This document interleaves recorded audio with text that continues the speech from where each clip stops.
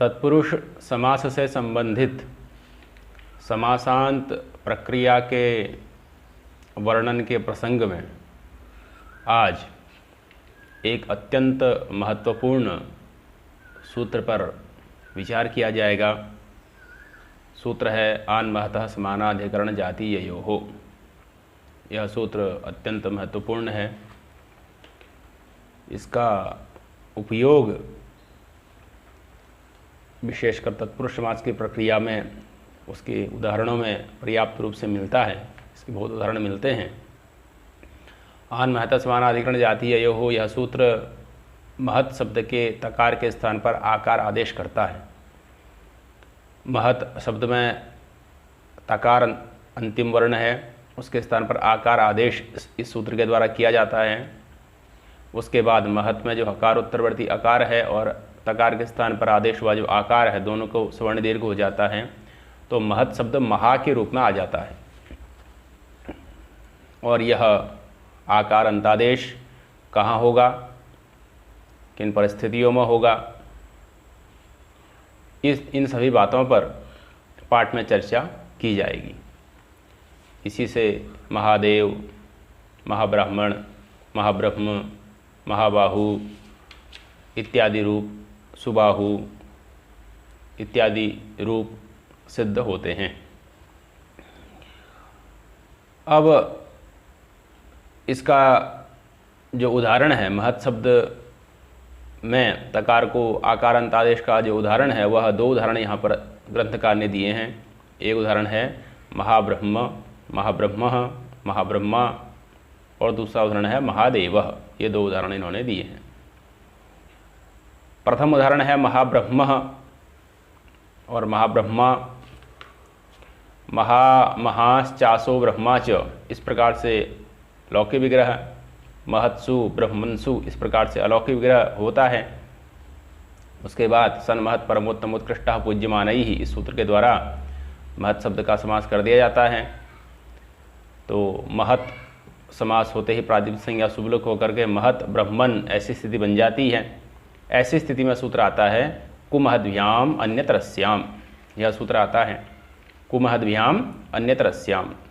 यह सूत्र कु शब्द के साथ जहाँ पर समास होगा, कु समास होगा, या फिर महत् शब्द के साथ जहाँ पर ब्रह्मन शब्द का समास होता है, वहाँ पर उस समस्त पद से समासांत टच प्रत्यय का विधान करता है। कुमहद्भ्याम अन्यतरस्याम। इससे पहले सूत्र गया था ब्रह्मणो जानपदाख्यायाम। उस सूत्र से ब्रह्मण की अनुवृत्ति सूत्र में आ जाती है। तो अर्थ बन जाता है कि कु पूर्वक जो ब्रह्मन शब्द उससे विकल्प से समासांत टच प्रत्यय होता है, और महत् पूर्वक जो ब्रह्मन शब्द उससे विकल्प से समासांत टच प्रत्यय होता है। कु पूर्वक जो ब्रह्मन शब्द उससे समासांत टच प्रत्यय जब होगा तो कुब्रह्म इस प्रकार का रूप बनेगा, और जब नहीं होगा तो कुब्रह्मा इस प्रकार का रूप बनेगा। और जब महत्पूर्वक ब्रह्मन शब्द से समासांत टच प्रत्यय होगा तो महाब्रह्म इस प्रकार का रूप बनेगा। इसी स्थिति में महत् के तकार के स्थान पर आकार अंतादेश आन महतः समानाधिकरण जातीययोः इस सूत्र के द्वारा किया जाएगा। और जब टच नहीं होगा तो महाब्रह्मा इस प्रकार का रूप बनेगा। तो इस सूत्र का जो उदाहरण हुआ महाब्रह्म या महाब्रह्मा, उसमें समासांत टच प्रत्यय करने के लिए सूत्र है कुमहद्भ्याम अन्यतरस्याम। अब उसमें पहला शब्द है कु, तो कु शब्द का ब्रह्मन शब्द के साथ जब समास होता है तो उसको भी समासांत टच प्रत्यय होता है। उसका उदाहरण है कुब्रह्म, कुब्रह्मा, कुत्सितः ब्रह्मा, कुत्सितः ब्रह्मा, इस प्रकार से लौकिक विग्रह हो जाएगा। और कु ब्रह्मन सु, इस प्रकार से अलौकिक विग्रह हो जाएगा। कुगति प्रादय सूत्र से समास हो जाएगा। नित्य समास अश्वपद विग्रह समास हो रहा है, तो कु ब्रह्मन सु इस अलौकिक विग्रह में कुगति प्रादय सूत्र से समास कर दीजिए। समासत्व प्रातिपदिक संज्ञा शुभलुक कुब्रह्मन, कु अव्ययी है, इसीलिए उसमें विभक्ति रहनी नहीं है। कुब्रह्मन इस प्रकार का रूप बना। इस स्थिति में कुमहद्भ्याम अन्यतरस्याम सूत्र के द्वारा समासांत टच प्रत्यय हो गया। टच का अनुबंध लोप अकार बचा। कुब्रह्मन अ के परम होने पर कुब्रह्मन की भौसंज्ञा, भौसंज्ञा होते ही नस्तद्धिते सूत्र के द्वारा ब्रह्मन के अन का लोप हो जाता है और अकार आके मिल जाता है, तो कुब्रह्म इस प्रकार का समस्त निष्पन्न हो जाता है। एक न्याय ने प्रातिपदिक संज्ञा स्वाधिकारी होकर के कुब्रह्म इसका मतलब क्या हुआ, तात्पर्य अर्थ क्या हुआ, तो कुत्सित ब्राह्मण जो होता है, निंदनीय ब्राह्मण जो होता है, उसको कहा जाता है कुब्रह्म। और जब टच प्रत्यय नहीं होगा तो कुब्रह्मा बन जाएगा, ब्रह्माण की तरह रूप चलेंगे, तो कुब्रह्माण। या तो टच के अभाव में हुआ, और जब टच हो जाएगा तो कुब्रह्म, राम शब्द की तरह रूप चलेंगे, कुब्रह्मा। इस प्रकार से प्रथम उदाहरण इसका बनता है। उसी को वृत्ति में बोल दीजिए। कुमद्भ्याम अन्यतरस्याम सूत्र की वृत्ति। आभ्याम ब्रह्मणो वा टस्यात् तत्पुरुषे। तत्पुरुष समास में आभ्याम अर्थात कुमहद्भ्याम। आभ्याम का तात्पर्य क्या है, कुमहद्भ्याम। कु शब्द से के बाद में जो ब्राह्मण शब्द या फिर महत् शब्द के बाद में जो ब्राह्मण शब्द, उसको विकल्प से समासांत टच प्रत्यय हो जाता है तत्पुरुष समास में। तो कु ब्राह्मण यहाँ पर तत्पुरुष समास करने वाला सूत्र है कुगति प्रादयः, उससे समास हुआ है, इसलिए तत्पुरुष समास है, उसको समासन टच हो गया तो कुब्रह्म बन गया, नहीं हुआ तो कुब्रह्मा बन गया। और महत् शब्द के साथ समास करने वाला सूत्र है सन महत् परमोत्तमोत्कृष्टः पूज्यमानैः, वह सूत्र भी तत्पुरुष के अधिकार में है, इसलिए वहाँ भी तत्पुरुष समास है, इसलिए वहाँ पर भी आत्म हो जाता है। तो महाब्रह्म इस प्रकार के दो रूप निष्पन्न हो जाते हैं। तो उसी को लिखा आभ्याम तत्स्यात्, आभ्याम ब्रह्मणो वा तत्स्यात् तत्पुरुषे। बोलिए। कुत्सितो ब्रह्मा कुत्सितो ब्रह्मा कुब्रह्म, ये लौकिक विग्रह बना। कुत्सितो ब्रह्मा ये लौकिक विग्रह बन गया, कु ब्रह्मन सु अलौकिक विग्रह बन गया, टच इत्यादि होकर के कुब्रह्म इस प्रकार का रूप निष्पन्न हो जाता है। जब टच नहीं होगा तो कुब्रह्म इस प्रकार का रूप बन जाएगा। अब ये तो हुआ कु शब्द के साथ ब्राह्मण शब्द के समास का उदाहरण। अग्रिम उदाहरण है महाब्रह्म। तो महास्यासो ब्रह्म इस प्रकार का लौकिक विग्रह, महत सु ब्राह्मण सु इस प्रकार का अलौकिक विग्रह। इस अलौकिक विग्रह में सर्वमहत् परमोत्तमोत्कृष्टः पूज्यमान ही सूत्र के द्वारा समास हो जाता है। तो महत ब्रह्मन इस प्रकार की स्थिति बन जाती है। अब महत ब्रह्मन ऐसी स्थिति में समासांत टच प्रत्यय हो जाएगा कुमहद्भ्याम अन्यतरस्याम सूत्र के द्वारा। तो महत ब्रह्मन टच का अनुबंध लोप, और महत ब्रह्मन अ के परम होने पर महत ब्रह्मन की भव संज्ञा अनका नस्त देते से लोप महत ब्रह्म आकार मिल जाएगा। तो महत ब्रह्म इस प्रकार का रूप बन जाता है। अब महत ब्रह्म ऐसी स्थिति में सूत्र आता है आनमतः समानाधिकरण जातीययोः। आनमतः समानाधिकरण जातीययोः यह सूत्र आता है, और फिर महत् शब्द के तकार के स्थान पर आकार आदेश कर करके सवर्ण दीर्घ कर करके महाब्रह्म और महाब्रह्मा इस प्रकार के दो रूपों की निष्पत्ति करता है। इसी प्रकार से महादेवः रूप की निष्पत्ति करता है, और अन्य भी जो शब्द हैं महाबाहु, सुबाहु, अति महाबाहु इत्यादि रूपों की सिद्धि करता है। तो अब आत्म करने वाला जो ये अत्यंत महत्वपूर्ण सूत्र है, इसका विवेचन प्रारंभ करते हैं। सूत्र है आन महतः समानाधिकरण जातीययोः। सूत्र में आत यह प्रथमांत है, महतः यह षष्ठंत है, समानाधिकरण जातीययोः यह सप्तम्यंत है। 3 पद का सूत्र है। आत में तपर जो है वह केवल उच्चारण के लिए है। आत में तपर उच्चारण के लिए ही है, वहाँ पर तपर इत्यादि का कोई प्रश्न ही नहीं है, तपर सत्काल से का कोई प्रसंग नहीं है। उच्चारण के लिए तकार लगाया गया है, सर्वादेश इत्यादि के लिए, या फिर आत को अनेकाल से सर्वसी से अनेकाल मान करके सर्वादेश इत्यादि करने के लिए वहाँ पर तकार नहीं लगाया गया है। इसलिए आत से केवल आ को ही लेना है, मतलब आकारोन्तादेश स्यात्, केवल आकार ही अंतादेश के रूप में विधीयमान होगा। वहाँ पर सर्वादेश के लिए तपर या तपर इत्यादि का तो कोई प्रश्न ही नहीं है। सर्वादेश के लिए भी तपर नहीं है, केवल उच्चारण के लिए तपर लगाया गया है। इसलिए तकार का उच्चारण आत का उच्चारण करा के तपर निवृत्त हो जाएगा। आ ही अंतादेश के रूप में इस सूत्र के द्वारा विधीयमान होता है। आत यह प्रथमांत हो गया। महतः यह षष्ठ्यंत है, यह स्थानीय है। तो महतः अर्थात महत शब्द के स्थान पर अलोन्तिस्य परिभाषा से महत का जो तकार है उस तकार के स्थान पर ही आकार आदेश का विधान इस सूत्र के द्वारा किया जाता है। कब किया जाता है? तो निमित्त कोटि में पद है समानाधिकरण जातीययोः। समानाधिकरणं च जातीयश्च इति समानाधिकरण जातीयौ तयोः समानाधिकरण जातीययोः। कि समानाधिकरण और जातीय यह दो निमित्त कोटि में हैं। अब इसमें यह आन महता समानाधिकरण जातीय यो यह सूत्र उत्तर पदाधिकार में है। अलग उत्तर पदे से जो उत्तर पदाधिकार चलता है उस उत्तर पदाधिकार में ही यह सूत्र है, इसलिए इसमें उत्तर पदे की अनुवृत्ति आ जाती है। आन महता समानाधिकरण जातीय यो सूत्र में उत्तर पदे की अनुवृत्ति आती है और वह उत्तर पदे आकर के समानाधिकरण इसके साथ अन्वित होता है, जातीय के साथ उसका अन्वय नहीं होता, क्योंकि जातीय प्रत्यय है। प्रकार वचने जातीय से होने वाला जातीय प्रत्यय, उस प्रत्यय का यहाँ पर ग्रहण किया गया है और इसीलिए उसमें उसकी अन्वय की उत्तर पदे के अन्वय की योग्यता जातीय में नहीं है, केवल समानाधिकरण में ही उत्तर पदे का अन्वय होता है। इसलिए अर्थ बन जाता है कि महतः आकारोन्तादेशस्यात् समानाधिकरणे उत्तर पदे, महतः आकारोन्तादेशस्यात्, महत शब्द के स्थान पर आकार अंतादेश हो जाता है। कहाँ? तो समानाधिकरणे उत्तर पदे, समानाधिकरण समान विभक्ति वाला उत्तर पद हो या फिर जातीय च प्रत्यय परे या फिर जातीय प्रत्यय पर में हो, तो दो स्थितियों में समान विभक्ति वाला उत्तर पद पर में हो या फिर जातीय प्रत्यय पर में हो, ऐसे इन दो स्थितियों में इस सूत्र के द्वारा समास, इस सूत्र के द्वारा महत् शब्द के तकार के स्थान पर आकार अंतादेश कर दिया जाता है। यह सूत्र का अर्थ निष्पन्न होता है। वृत्ति पढ़िए। महतः आकारोन्तादेशस्यात् उत्तर पदे, समानाधिकरणे उत्तर पदे जातीय च परे। इस प्रकार से इसका अर्थ लिखा और उदाहरण दिया।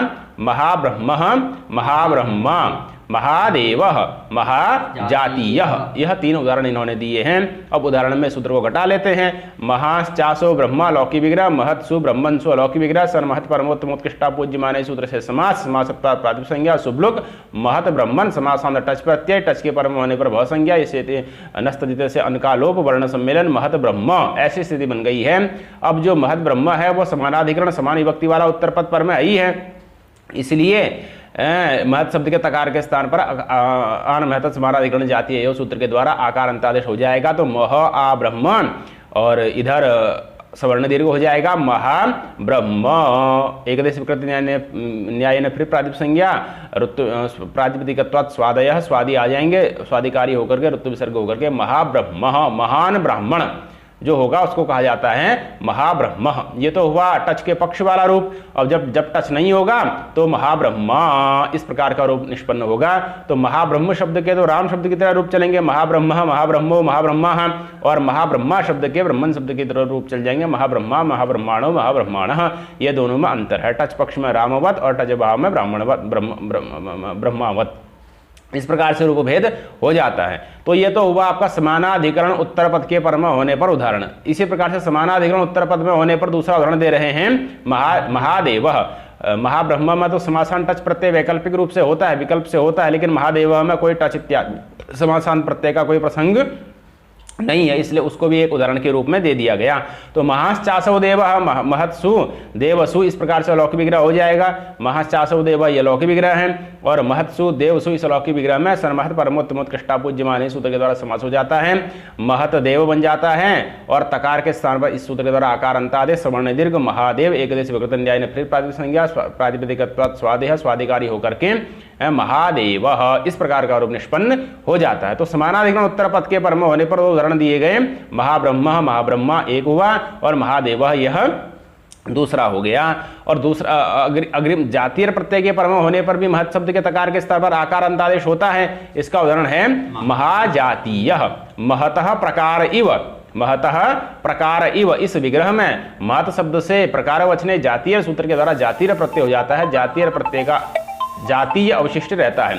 तो महत जातीय, ऐसी स्थिति में महत जातीय, यहाँ पर जातीय का जातीय प्रत्यय पर में होने के कारण से महत शब्द के तकार के स्थान पर आन महता समानाधिकरण जातीय यो सूत्र के द्वारा आकार अंतादेश हो जाता है। तो मह आ जातीय और सवर्ण दीर्घ होकर के महाजातीय, इस प्रकार का रूप निष्पन्न हो जाता है। तदित अंतत्वात् प्रातिपदिक संज्ञा और फिर प्रातिपदिकत्वात् स्वादयः महाजातीय महत् सदृश इत्यर्थः। महाजातीय का मतलब हुआ महत सदृश, बड़े के समान जो दिखता व्यक्ति है, बड़े व्यक्तियों के समान दिखने वाला जो व्यक्ति है, महान व्यक्तियों के समान दिखने वाला जो व्यक्ति है, उसको कहा जाता है महाजातीय। तो इस प्रकार से इस सूत्र के उदाहरण निष्पन्न होते हैं। अब कुछ उदाहरण इस सूत्र के और प्राप्त होते हैं, जैसे सुबाहु, सुमहाबाहु है, अति महाबाहु है इत्यादि इसके उदाहरण हैं। तो उन उदाहरणों की निष्पत्ति, उस उदाहरणों की संगति कैसे होगी, क्योंकि इस सूत्र के द्वारा महत शब्द के स्थान पर ही तकार, महत शब्द के तकार के स्थान पर ही आकार अंतादेश किया जाता है। और महत शब्द अगर किसी पद के अंत में विद्यमान है, जैसे सुमहत है, जैसे क्या है सुमहत है, तो या सुमहत शब्द है, तो यहाँ पर महत शब्द तो सु इसके अंत में विद्यमान है, सुमहत के अंत में विद्यमान है, तो इसमें तकार अंतादेश, आकार अंतादेश कैसे होगा इत्यादि की व्यवस्था यहाँ पर तदंत विधि के माध्यम से की जाती है। इसमें तदंत विधि कैसे होगी, तो यद्यपि ग्रहणवता प्रातिपदिकेन तदंत विधि नास्ति, जहाँ पर किसी प्रातिपदिक विशेष का ग्रहण किया जाता है वहाँ पर तदंत विधि नहीं होती है, ऐसा ग्रहणवता प्रातिपदिकेन तदंत विधि नास्ति परिभाषा का अर्थ है। यहाँ पर भी एक विशेष प्रकार के प्रातिपदिक महत का ग्रहण किया गया है, इसलिए यहाँ पर तदंत विधि नहीं होनी चाहिए, लेकिन फिर भी यहाँ पर तदंत विधि होती है। क्यों? क्योंकि ग्रहणवता प्रातिपदिकेन तदंत विधि नास्ति यह परिभाषा प्रत्यय विधि में लगती है, यह तो आत्म विधि है, प्रत्यय विधि नहीं है, इसलिए यहाँ पर ग्रहणवता प्रातिपदिकेन तदंत विधि नास्ति यह परिभाषा नहीं लगती। महत शब्द से, महत शब्द है अंत में जिसके ऐसा जो पद, उसको भी लिया जाता है। तो अब तदंत विधि आखिर होगी कैसे, तो ये न विधि तदंतस्य इस सूत्र के द्वारा होगी। विशेषण कौन बनेगा, तो उत्तर पदाधिकार में यह सूत्र है, उत्तर पद से पूर्व पद का आक्षेप हो जाता है। जहां भी उत्तर पद होगा वहां निश्चित है कि पूर्व पद होगा ही होगा, तो उत्तर पद से पूर्व पद का आक्षेप हो जाता है। अब यह जो पूर्व पद है यह विशेषण बन जाता है और महत शब्द विशेष, ये महत शब्द विशेषण बन जाएगा, पूर्व पद विशेष बन जाएगा। तो इसमें तदंत विधि हो जाएगी। तो महदंत जो पूर्व पद, इस प्रकार से अर्थ बन जाता है। महत शब्द है अंतावयव जिसका, ऐसा जो पूर्व पद उसमें विद्यमान जो महत शब्द, उसके तकार के स्थान पर भी आकार अंतादेश हो जाता है, इस प्रकार का अर्थ बन जाता है। ऐसा अर्थ बनने से सुमहत, सुमहत इत्यादि विग्रह में जो सुमहत शब्द बना, यहाँ पर पूर्व पद हो गया सुमहत, उसमें अंतावयव हो गया महत, उसके तकार के स्थान पर भी आकार अंतादेश होकर के सुमहाबाहु इस प्रकार का रूप निष्पन्न हो जाता है। इसी प्रकार से अति महाबाहु इस प्रकार का रूप भी निष्पन्न हो जाता है। तो सुमहाबाहु, अति महाबाहु इत्यादि रूप निष्पन्न हो जाते हैं तदंत विधि कर करके। अब यहाँ पर एक प्रश्न होता है कि परम महत परिमाणम, इस प्रकार से भी रूप देखने को मिलता है, इस प्रकार से प्रयोग देखने को मिलता है। क्या प्रयोग मिलता है? परम महत परिमाणम। अब जब महत शब्द में तदंत विधि होती ही है तो परम महत परिमाणम प्रयोग कैसे बन गया? परम महापरिमाणम ऐसा प्रयोग होना चाहिए था। तो कह रहे उसका दो प्रकार से समाधान दिया गया कि परम महत परिमाणम में यहाँ पर षष्ठी तत्पुरुष समास कर करके इस प्रकार की बीच में द्रव्यस्य इत्यादि का अध्याय कर करके अर्थ बना लिया जाता है कि परम महतः द्रव्यस्य परिमाणम इति परम महत परिमाणम, परम महतः द्रव्यस्य परिमाणम, इस प्रकार से षष्ठी तत्पुरुष समास कर करके द्रव्य इत्यादि को बीच में लेकर के यहाँ पर समास कर करके परम महत परिमाणम इस प्रकार से बना लें। अथवा पहले महतः परिमाणम इस प्रकार से षष्ठी तत्पुरुष समास करके महत परिमाणम को बना लें। महतः परिमाणम इस प्रकार से षष्ठी तत्पुरुष समास करके महत परिमाणम बन जाएगा। फिर परमम च तत् महत परिमाणम इस प्रकार से कर्मधारय समास कर करके परम महत परिमाणम की सिद्धि कर ली जाती है। तो षष्ठी तत्पुरुष गर्भ कर्मधारय समास कर करके परम महत परिमाणम इस प्रकार के रूपों की निष्पत्ति कर ली जाती है। तो इस प्रकार से परम महत परिमाणम की सिद्धि की गई है। इसी प्रसंग में अब आगे चर्चा हो रही है कि समानाधिकरणे किम, समानाधिकरणे किम महतः सेवा महत सेवा, कि कह रहे हैं कि सूत्र में समानाधिकरणे इस पद का ग्रहण करने की क्या आवश्यकता है। प्रश्न क्यों किया जा रहा है पहले इसको समझना जरूरी है। प्रश्न इसलिए किया जा रहा है कि सूत्र बनाया जाए आन महतः जातीये च, आन महतो जातीये च, इतना ही सूत्र बनाया जाए। आन महतो जातीये च, इतना ही सूत्र बनाया जाए तो अर्थ क्या बनेगा? तो महत शब्द के स्थान पर आकार अंतादेश हो जाता है जातीय, जातीय प्रत्यय के पर होने पर, और च से उत्तर पद का अनुकर्षण हो जाएगा। तो अर्थ बन जाएगा कि उत्तर पद के परमय होने पर, उत्तर पद के परमय होने पर और जातीय प्रत्यय के परमय होने पर महत शब्द के स्थान पर महत शब्द का जो तकार है उस तकार को आकार अंतादेश होता है, ऐसा अर्थ बन जाएगा। इससे महादेव, महाब्रह्म, महाब्रह्म इत्यादि रूपों की सिद्धि तो हो ही जाएगी। तो उसके लिए समानाधिकरण यह पद ग्रहण, इस पद के ग्रहण की क्या आवश्यकता है? सूत्र बनाइए, आन महतो जातीये च। अर्थ बनेगा कि महत शब्द के तकार को आकार अंतादेश होता है जातीय, जातीय प्रत्यय के पर में होने पर, और च से उत्तर पद का अध्यार हो जाएगा तो अनुकर्षण हो जाएगा। तो अर्थ बन जाएगा महत शब्द के स्थान पर महत शब्द के तकार को आकार अंतादेश होता है जातीय प्रत्यय के पर में होने पर और उत्तर पद के पर में होने पर। तो इसी से ही महादेव, महाब्रह्म इत्यादि रूपों की सिद्धि हो जाएगी। समानाधिकरण ग्रहण करने की क्या आवश्यकता है, यह प्रश्न है। उसका समाधान दिया महतः सेवा, महत सेवा। यहां पर तकार के स्थान पर आकार अंतादेश न हो, यह इसका समानाधिकरणे का प्रयोजन इन्होंने बताया। वस्तुतः समानाधिकरणे ग्रहण का प्रयोजन है लक्षण प्रतिपदोक्तयोः प्रतिपदोक्तस्यैव ग्रहणम, इस परिभाषा का बाध करना। समानाधिकरण ग्रहण बलात् ही लक्षण प्रतिपदोक्तयोः प्रतिपदोक्तस्यैव ग्रहणम, इस परिभाषा का बाध हो जाता है। यह इस परिभाषा का बाध करना ही समानाधिकरण का फल है, जिसकी चर्चा अब आगे आएगी। अभी मूल में इन्होंने लिखा समानाधिकरणे किम महता सेवा, महत सेवा, कि अगर समानाधिकरण नहीं कहेंगे, अर्थ करेंगे कि महत शब्द के तकार को आकार अंतादेश हो उत्तर पद के पर में होने पर, तब तो महतः सेवा इस षष्ठी तत्पुरुष समास में महत नस सेवासु, इस अलौकिक विग्रह में महतः सेवा ये अलौकिक विग्रह हो गया, महत नस और सेवासु ये अलौकिक विग्रह हो गया। इस अलौकिक विग्रह में षष्ठी सूत्र से समास कर देंगे तो महत सेवा ऐसा रूप बनेगा।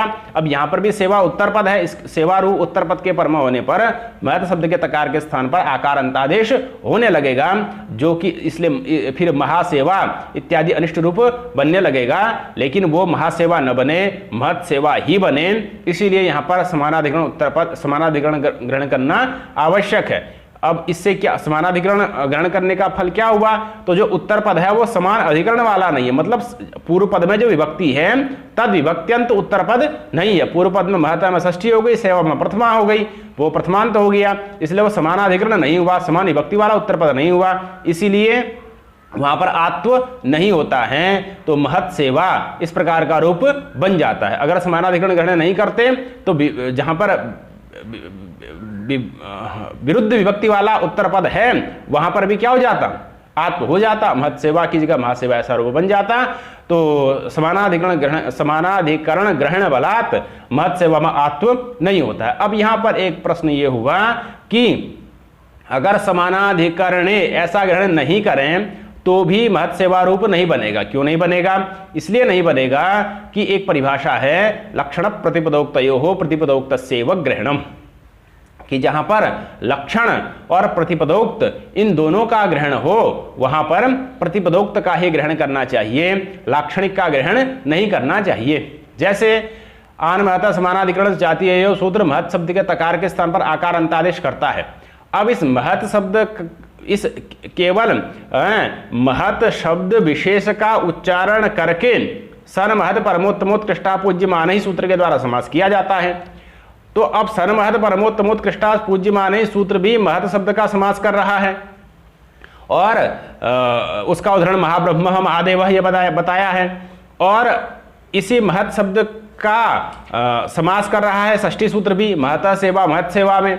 लेकिन दोनों में अंतर है, समाज विधायक दो सूत्र हुए, एक तो सन महत परमोत्तमोत्कृष्टा पूज्यमान ही यह सूत्र हुआ, यह भी महत शब्द का समास कर रहा है, और एक षष्ठी सूत्र हुआ वो भी महत शब्द का समास कर रहा है। लेकिन इनमें एक सूत्र अर्थात सन महत परमोत्तमोत्कृष्टा पूज्यमान ही यह सूत्र प्रतिपदोक्त महत शब्द का समास कर रहा है, क्योंकि उसमें महत शब्द का विशेष पाठ किया गया है। सन महत शब्द का वहां पर ग्रहण किया गया है। तो सन महत सूत्र से होने वाला जो समास वह प्रतिपदोक्त है, और षष्ठी सूत्र से होने वाला जो समास है वो लाक्षणिक है, क्योंकि उसमें तो महत शब्द का ग्रहण नहीं है। कोई भी षष्ठ्यंत तो हो तो वो महत भी हो सकता है, महत से भिन्न भी हो सकता है, इसलिए राज्ञ पुरुष में भी समास हो जाता है। तो यहाँ पर जो महत् शब्द है जो कि षष्ठी विभक्ति युक्त है उसको लिया गया है, अर्थात लाक्षणिक लिया गया है। और एक परिभाषा है लक्षण प्रतिपदोक्तयोः प्रतिपदोक्तस्यैव ग्रहणम, जहाँ पर लाक्षणिक और प्रतिपदोक्त दोनों विधियां प्राप्त होती हैं वहां पर प्रतिपदोक्त का ही ग्रहण होता है, लाक्षणिक का ग्रहण ही नहीं होता। अब महतः सेवा और महांस चासो देव ऐसे विग्रह में एक जगह तो सन्महत सूत्र से समास होगा, एक जगह षष्ठी सूत्र से समास होगा। अब आत्व करने जब चलेंगे तो आत्व की विधि में प्रतिपदोक्त विधि में ही आत्व होगा, प्रतिपदोक्त से भिन्न विधि में जो लाक्षणिक विधि है वहां आत्व होगा ही नहीं, क्योंकि लक्षण प्रतिपदोक्तयोः प्रतिपदोक्तस्यैव ग्रहणम, प्रतिपदोक्त का ही ग्रहण करना चाहिए। तो महत् शब्द का पाठ महत् शब्द इस आनुपूर्वी के रूप में सन्महत सूत्र में उच्चारित है, तो जहां पर सन्महत सूत्र से समास होगा महत् शब्द का वहीं पर आनमहत सूत्र से भी आत्व होगा। जहां पर सन्महत सूत्र से महत् शब्द का समास नहीं होगा वहां पर आनमहत सूत्र से भी आत्व नहीं होगा। इस व्यवस्था से महता सेवा में तो आत्व प्राप्त ही नहीं है, क्योंकि यहां पर सन्महत सूत्र से समास हुआ ही नहीं है, यहां तो षष्ठी सूत्र से समास हुआ है। और महादेवः मा ब्रह्म में आत्व हो जाएगा, क्योंकि वहां पर सन्महत सूत्र से समास हुआ है।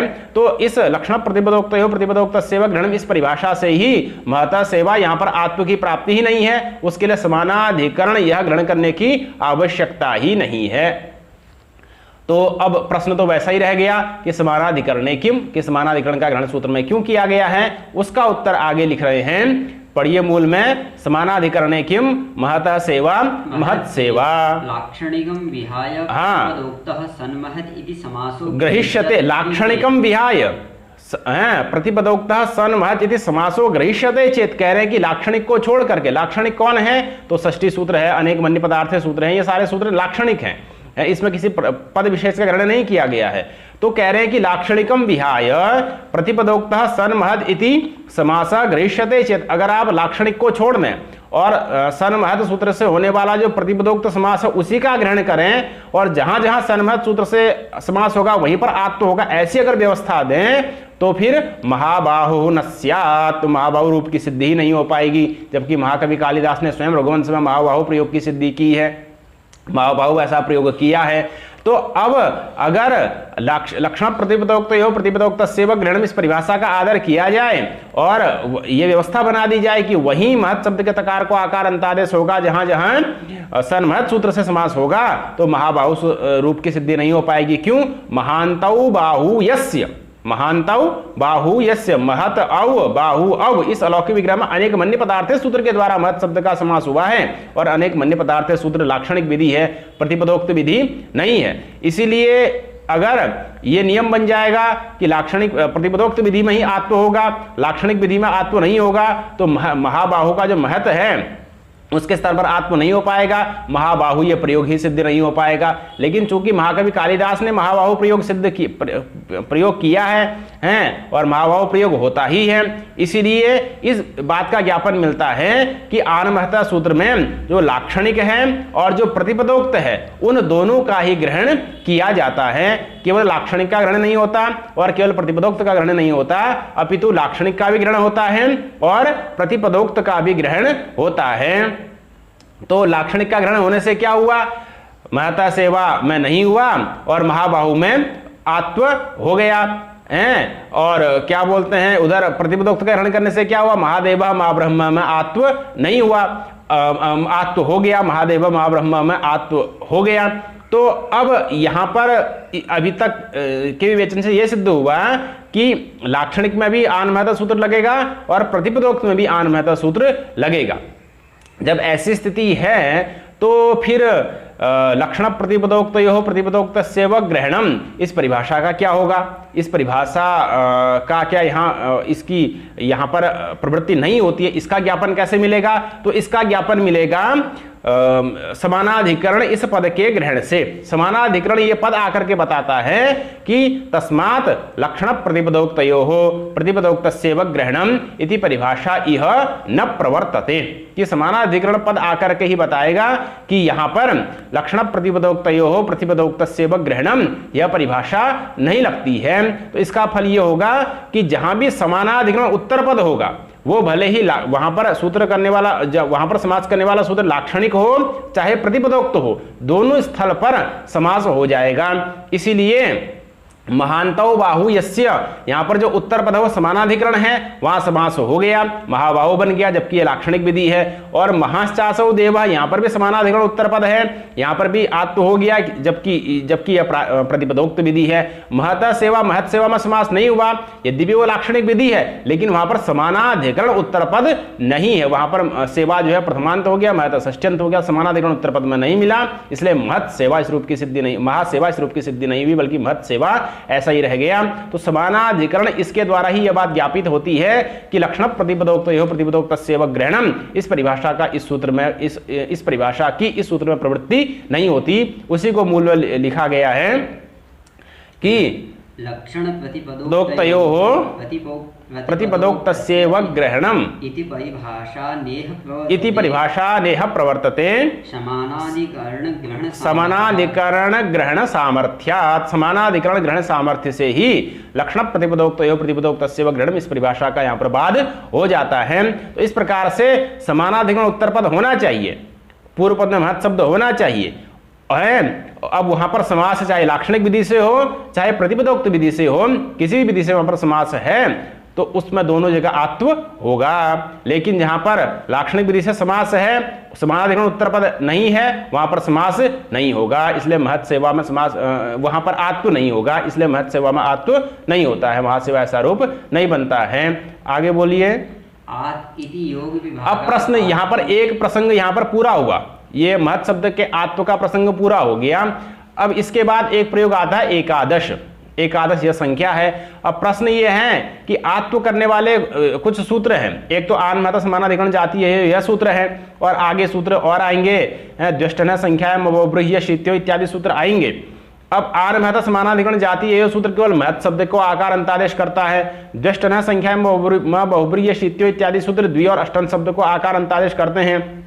एक शब्द को तो आकार अंतादेश करने वाला कोई सूत्र ही नहीं है। जब एक शब्द को आकार अंतादेश करने वाला कोई सूत्र ही नहीं है तो एकादश, यहां पर एकादश प्रयोग में आत्व कैसे हो गया? एकदश ऐसा प्रयोग होना चाहिए था, एकादश ऐसा प्रयोग कैसे हो गया, उसका समाधान दे रहे हैं। एकादश आत इति योग विभागात आत्वम कह रहे हैं कि आन महत समानाधिकरण जाती है सूत्र में से आत को आप अलग निकाल दीजिए, आन महत समानाधिकरण जाती है सूत्र का योग विभाग कर दीजिए, एक सूत्र हो जाएगा क्या?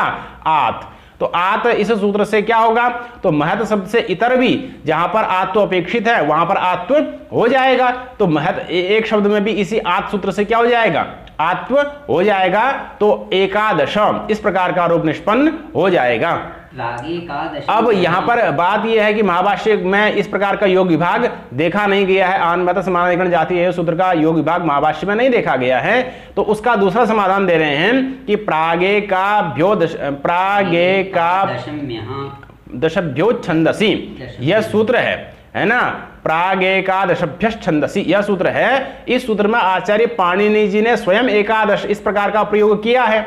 तो जब इस प्रकार का प्रयोग पाणिनि जी ने स्वयं किया है एकादश प्रयोग, तो इसमें क्या हो जाएगा? स्वतः ही आत्व हो ही जाएगा। जब आचार्य पाणिनि जी ने स्वयं एकादश का प्रयोग कर दिया, कृतात्व निर्देश कर दिया, इससे यह पता चलता है कि आपका एकादश पद में आत्व सर्वथा सुसाधु है, उसमें कोई आत्व की कोई आत्मरहित प्रयोग नहीं होगा। एकदश ऐसा प्रयोग नहीं होगा। एक च दश च इस प्रकार से द्वंद्व समास होकर के या एकाधिकादश इस प्रकार से मध्यम पद रूपी समास होकर के एकादश रूप की सिद्धि हो जाती है।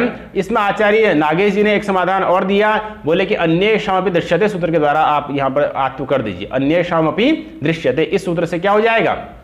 इससे आत्व हो जाएगा। तो इस प्रकार से एकादश शब्द में आत्व करने के लिए तीन उपाय हो गए। या तो आन महत समानाधिकरण जाती है उसे का योग विभाग कर करके आत को सूत्र को अलग बना करके उस आत सूत्र से आत्व कर दीजिए, या फिर प्रागेकादशभ्यो छंदसी सूत्र में एकादश पाठ से यहां पर आत्व को स्वीकार कर लीजिए, हैं निपातनाद हो जाएगा। और या फिर अन्येषां भी दृश्यते सूत्र से यहां पर आत्व कर दीजिए। तो एकादश प्रयोग आपका सर्वथा साधु है, उसमें किसी उसके असाधुत्व की शंका नहीं करनी है। ये तीन व्यवस्थाएं आत्व का संपादन करने के लिए यहाँ पर विद्यमान हैं। इन तीन व्यवस्थाओं में से किसी एक का अवलंबन कर करके एकादश की साधुता की जा सकती है। उसी को लिखा है प्रागेकादशभ्यो छंदसि इति निर्देशाद वा एकादश। इस प्रकार से एकादश रूप की सिद्धि हो जाती है।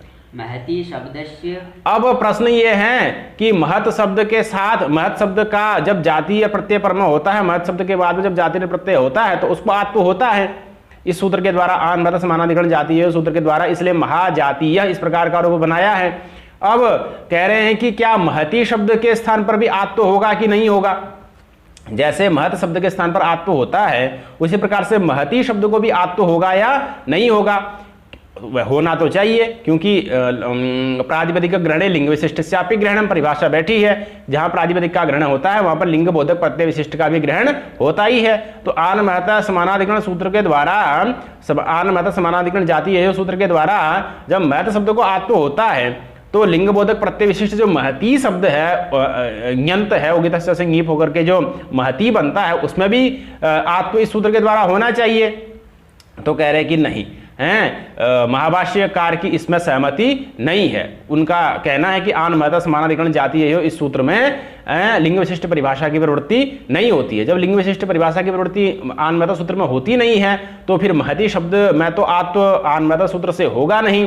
तो फिर इस महती शब्द में आत्व अगर नहीं होगा तो महाजातीय इस प्रकार से स्त्रीलिंग का प्रयोग बन नहीं पाएगा। तो इस महाजातीय प्रयोग की सिद्धि करने के लिए उसकी अब आगे व्यवस्था बता रहे हैं कि उसमें कैसे आत्व होता है। उसी को लिखा है महती शब्दस्य तु पुंवत कर्म धारय इति पुंवत भावे कृते आत्म। कह रहे हैं कि महती जातीय में पहले आप पुंवत कर्म धारय सूत्र के द्वारा जातीय प्रत्यय के परम होने पर आत्म पहले क्या पुंवत भाव कर दीजिए।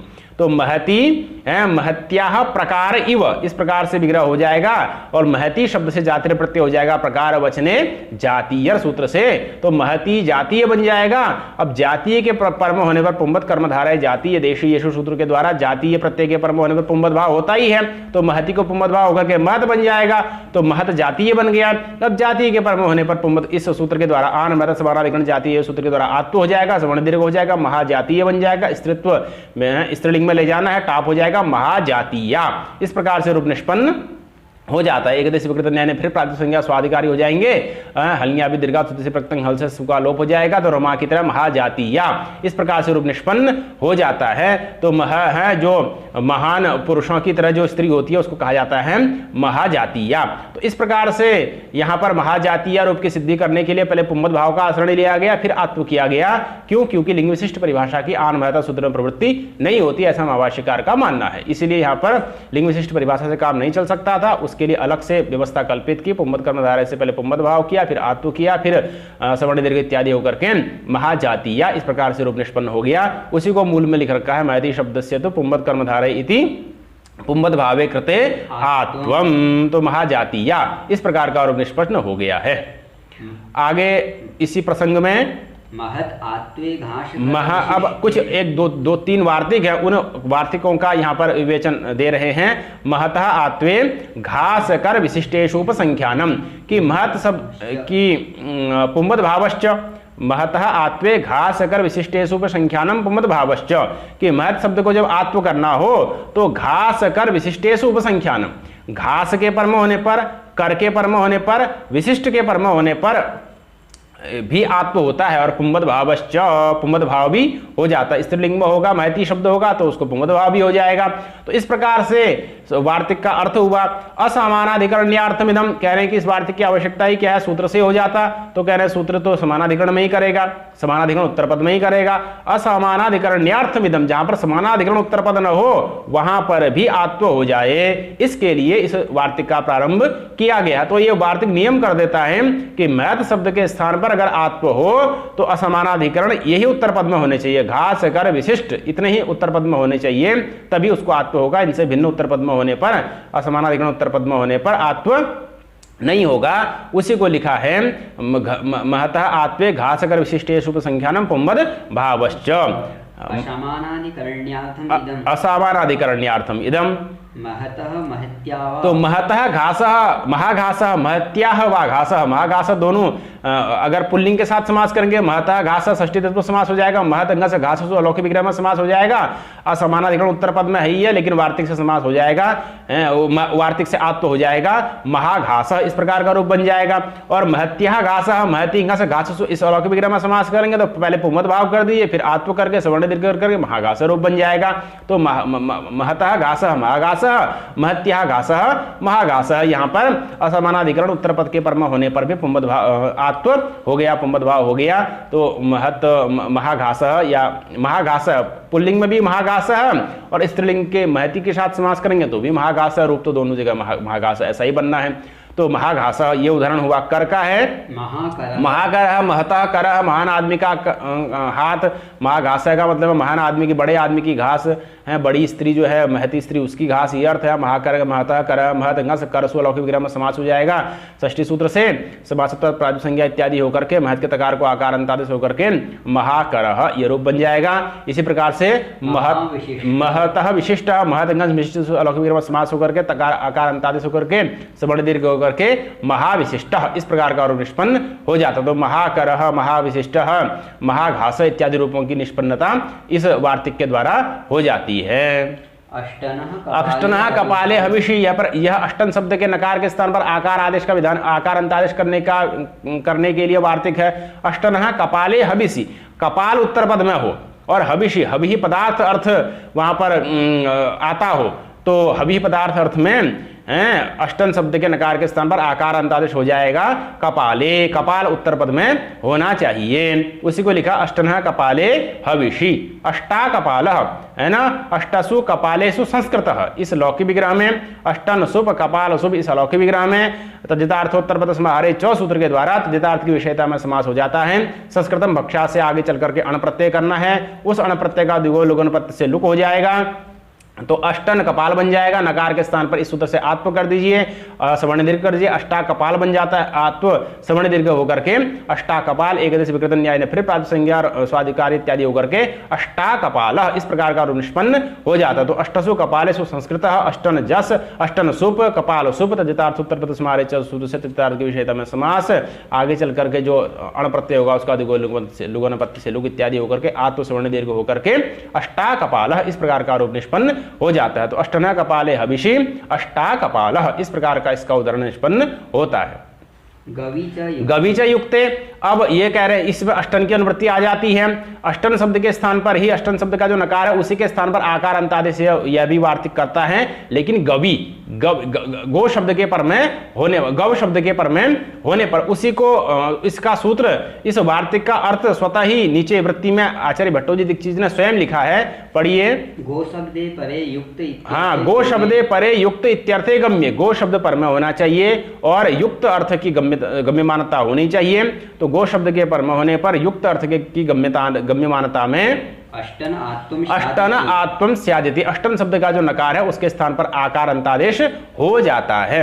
वक्तव्यम इत्यर्थः, हाँ, ये इस प्रकार से कहना चाहिए। ये इस वार्तिक का अर्थ स्वयं आचार्य जी ने वृत्ति में स्वतः ही लिख दिया है। अष्टागमम शकटम, अष्टागमम शकटम इस प्रकार से रूप बनाया जा रहा है ना। अष्टौ गावः गावः यस्य सकटस्य, अष्टौ गावः यस्य सकटस्य, 8 बैलों वाली गाड़ी उसको कहेंगे अष्टागमम सकटम। तो अष्टौ गावौ यस्य सकटस्य इस लौकिक विग्रह में अष्टन जस गो जस इस लौकिक विग्रह में अनेक मन्य पदार्थ सूत्र के द्वारा बहुब्रीहि समास होता है। तो अष्टन गो बन जाएगा, समासत्व प्रातिपदिक संज्ञा इत्यादि होकर के अष्टन गो ऐसी स्थिति बन जाएगी। अब गो इसके उत्तर पद में होने पर इधर अष्टन के नकार के स्थान पर इस सूत्र के द्वारा आकार इस वार्तिक के द्वारा आकार अंतादेश हो जाएगा, सवर्ण दीर्घ हो जाएगा, अष्टागो बन जाएगा। उससे भी समासांत अच प्रत्यय हो जाता है। अष्टागो से समासांत अच प्रत्यय हो जाता है। अच प्रत्यय होने पर क्या होगा, अष्टागो अवादेश हो जाएगा, इचोए वायावा से अष्टागव। अब सकटम चूंकि नपुंसक लिंग का विशेष है इसलिए समस्त पद भी नपुंसक लिंग में चले जाता है। अष्टागवम इस प्रकार से रूप निष्पन्न हो जाता है। तो अष्टागवम का मतलब क्या, 8 बैलों से युक्त गाड़ी। तो यहां पर युक्त अर्थ विद्यमान है। अष्टागम सकटम किसको कहेंगे? जिस सकट में 8 बैल युक्त हैं, लगे हुए हैं, उसको कहेंगे अष्टागमम सकटम। अब यहाँ में एक प्रश्न होता है कि जो आपने समासांत अच प्रत्यय किया वह समासांत अच प्रत्यय तत्पुरुष समास में होता है, और ये तो बहुब्रीहि समास है। बहुब्रीहि समास में समासांत अच प्रत्यय वो कैसे हो गया? अच प्रत्यय पूर्वात सामलोमना इत्यादि सूत्र से अच की अनुवृत्ति आ रही है, और वो लगता है आपका तत्पुरुष समास में। यहाँ तो बहुब्रीहि समास हो गया। बहुब्रीहि समास होने से यहाँ तो अच होना ही नहीं चाहिए था, समासांत अच प्रत्यय। वो कैसे कर दिया? उसका समाधान दे दिया, अच इति योग विभागात बहुब्रीहौ अपि अच, की अच प्रत्यन्वव पूर्वात सामलोमना सूत्र में अच का योग विभाग कर देंगे, अच को अलग सूत्र बना देंगे, और उस अच की अनुवृत्ति फिर अनेक मनी पदार्थ इत्यादि स्थल में जहां पर गो के साथ समास होता है वहां पर भी अच का विधान हो जाएगा। तो यहां पर क्या स्थिति बन जाएगी? फिर बहुब्रीहि समास में भी अच का होने, अच समासांत अच प्रत्यय होने से अष्टागवम गोरत द्वितीय लोकी से अच हो नहीं सकता, क्योंकि वो तत्पुरुष समास नहीं है। तो योग विभाग करने से यहां पर अच की अनुवृत्ति मान ली जाती है। अच की अनुवृत्ति मान करके अच का योग विभाग करके अच की अनुवृत्ति आ जाएगी, और अष्टागवम इस प्रकार का आरोप निष्पन्न हो जाता है। उसी को लिखा है अच इति अच प्रत्यन्वव इत्यत्र अचिति हाँ, अच प्रत्यन्वव इत्यत्र अच इति योग विभागाद बहुब्रीहौ अपि अच। तो इस प्रकार से अष्टागवम इस प्रकार की रूप की निष्पत्ति हो जाती है। आगे लिख रहे हैं अष्टानाम गवाम समाहार। अब कह रहे हैं कि ठीक है, अगर आपको बहुब्रीहि समास में ये जो अच है, अच के अच प्रत्यन्वव सूत्र का जो योग विभाग किया कर करके अच की अनुवृत्ति लाए ना, उस इस प्रकार की योग विभाग की चर्चा महाभाष्य में नहीं देखी गई है, इसीलिए यह पक्ष दुर्बल हुआ। इसलिए दूसरा एक तरीका और बता रहे हैं अष्टागम रूप की सिद्धि के लिए। कह रहे हैं कि आप इसको तत्पुरुष समास ही मानिए। तत्पुरुष समास में तो अच हो ही जाएगा, कोई समस्या नहीं, गोरत द्वितीय से अच हो जाएगा। तो यहां पर आप तत्पुरुष समास में इस अष्टागम शब्द को तत्पुरुष समास में ही सिद्ध करिए। कैसे होगा? तो समाहार अर्थ में द्विगु समास कर दीजिए। अष्टानाम गवाम समाहार, अष्टानाम गवाम समाहार, समाहार अर्थ में द्विगु समास सिद्ध करिए। तजितार्थोत्तरपद समाहारे सूत्र के द्वारा समाहार वाच्यता में तत्पुरुष समास करिए। तो अष्टन आम गो आम इस अलौकिक विग्रह में तजितार्थोत्तरपद समाहारे सूत्र के द्वारा समाहार वाच्यता में समास हो जाएगा। अष्टन गो ऐसी स्थिति बन जाएगी। और अब ऐसी स्थिति में गोरत यहाँ पर गोरत द्वितीय सूत्र के द्वारा अच हो जाएगा, और अष्टन शब्द के नकार के स्थान पर आकार अंतादेश भी गवी च युक्त इस वार्तिक से हो जाएगा। तो अष्टागव बन जाएगा, सनपुंसकम से नपुंसक लिंग में चले जाएगा, एक वचन हो जाएगा अष्टागवम। इस प्रकार का रूप निष्पन्न हो जाता है। अब प्रश्न यहां पर यह होता है कि यहां पर अष्टागवम रूप तो आपने बना दिया, लेकिन यहां पर जो आकार अंतादेश है वो कैसे किया? क्यों? क्योंकि आकार अंतादेश तो युक्त अर्थ में ही होगा। गवीच युक्त अर्थ जहां पर विद्यमान होगा वहीं पर आकार अंतादेश होगा। अष्टानाम गवाम समाहार, इस विग्रह में आप अष्टागम बनाएंगे तो इसका मतलब होगा 8 बैलों का समूह, 8 बैलों का समुदाय। तो यहां पर है समुदाय अर्थ है, 8 बैलों का समुदाय रूपी अर्थ है। 8 बैल लगे हुए हैं, इस प्रकार का अर्थ तो नहीं है, युक्त अर्थ तो नहीं है। युक्त अर्थ के अभाव में आत तो कैसे हो गया? तो कह रहे हैं कि यहां पर जो अष्टागव शब्द है वह लक्षणा से अष्टभिः गोभिः युक्ते वर्तमानस्य है, ऐसे सकट इत्यादि अर्थ का बोधक है जिसमें 8 बैल लगे हुए हैं। तो लक्षणया यहां पर अष्टागव शब्द युक्त अर्थ को बताता है। अष्टागव का मतलब लक्षणा से 8 बैलों से युक्त, इस प्रकार का अर्थ हो जाएगा लक्षणावृत्ति के द्वारा। लक्षणावृत्ति का आश्रय करते हुए अष्टागव शब्द में युक्तार्थता की प्रतीति कराते हुए हैं अष्टन शब्द के नकार के स्थान पर आत्तो का विधान गबीच युक्त इस वार्तिक से कर दिया जाता है, और अष्टागवम इस प्रकार का रूप निष्पन्न हो जाता है। बहुब्रीहि में तो युक्त अर्थ सीधे सीधे आ जाना है, सकटम विशेष्य है तो अपने आप ही युक्त अर्थ आ जाएगा। तत्पुरुष में युक्त अर्थ नहीं आ पा रहा था, लक्षणा का आश्रय कर करके 8 गो से युक्त, 8 बैलों से युक्त इत्यादि अर्थ लक्षणा से लेकर के वहां पर तत्पुरुष समास में भी आत्व इत्यादि करके अष्टागवम रूप की सिद्धि हो जाएगी। अच करने समासांत अच प्रत्यय करने में यहाँ कोई समस्या ही नहीं है। तत्पुरुष समास है, गो रत द्वितीय सूत्र के द्वारा समासांत प्रत्यय हो ही जाना है। तो अष्टागवम इस प्रकार का रूप निष्पन्न हो जाता है।